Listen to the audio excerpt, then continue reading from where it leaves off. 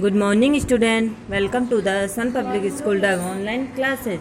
आज हम class second Hindi का पेज नंबर यानी हिंदी ग्रामर का पेज नंबर 11 रीड करेंगे। तो चिल्ड्रन, आज आपको मेरे साथ पेज नंबर 11 और 12 रीड करना है। संयुक्त व्यंजन यानी कंपाउंड कॉन्सोनेंट। कुछ व्यंजन सम्मिलित रूप में भी लिखे जाते हैं, इन्हें संयुक्त व्यंजन कहा जाता है। यानी कुछ व्यंजन सम्मिलित होकर लिखे जाते हैं, उनको संयुक्त व्यंजन कहा जाता है। ये निम्न प्रकार से है: क प्लस श बराबर श, ज प्लस ण्य बराबर ज्ञ, त प्लस र बराबर त्र, श प्लस र श।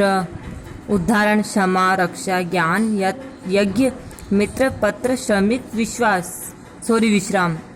विश्राम। अनुस्वार और अनुनासिक, नस्ल एंड सेमी नस्ल।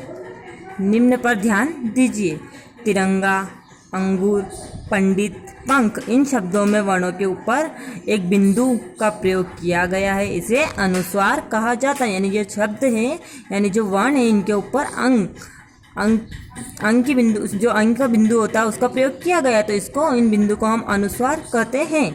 इस बिंदु अनुस्वार को इसके पूर्व के वर्णों के ऊपर लगाया जाता है, यानी जो अनुस्वार इनको वर्णों के ऊपर लगाया जाता है। अब इन्हें देखिए: बांसुरी, पूंछ, हंसी, ऊंट। इन सभी शब्दों में चंद्र बिंदु का प्रयोग किया गया है, इसे अनुनासिक कहते हैं। जो चंद्र बिंदु है उसको अनुनासिक कहते हैं। तो इन सब में चंद्र बिंदु की मात्रा का प्रयोग किया गया है, तो इसको हम अनुनासिक कहते हैं। मात्रा, मोरस। व्यंजनों के पश्चात प्रयोग होने वाले स्वरों के चिन्हों को ही मात्रा कहते हैं। यानी मात्रा किसे कहते हैं? व्यंजनों के पश्चात प्रयोग होने वाले जो स्वर होते हैं या चिन्ह होते हैं उनको मात्रा कहते हैं। मात्रा का प्रयोग, यूज ऑफ मोरस। व्यंजनों के साथ स्वरों को मिलाते समय इन्हीं चिन्हों मात्राओं को जोड़ा जाता है। स्वरों की मात्राएं अग्र प्रकार से है: स्वर, मात्रा, मात्रा युक्त व्यंजन, शब्द। स्वर है इसमें अ, आ, ई, उ, री, ए, ऐ, ओ, औ।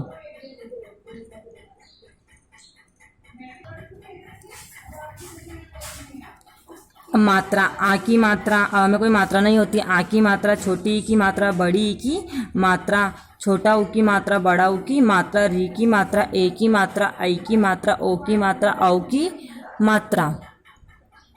मात्रा युक्त व्यंजन: फ प्लस अ बराबर फ, र प्लस आ बराबर रा, श प्लस ई शी, त प्लस ई बराबर ती, म प्लस ऊ बराबर मु, फ प्लस ऊ बराबर फू, व प्लस री बराबर व्र, भ प्लस ए बराबर भे, म प्लस ए बराबर में, ड प्लस ओ बराबर डो, न प्लस ओ बराबर नो। यानी आगे के वर्ड वही लिखे हुए हैं और इनमें सब में मात्राएं लगी हुई। यानी जो फ है उसमें कोई मात्रा नहीं होती और र है उसमें आ की मात्रा लगाई गई है, तो रा बना है। और श में ई की मात्रा लगी हुई है तो शी बना है। त में ई की मात्रा लगी हुई तो ती बना है।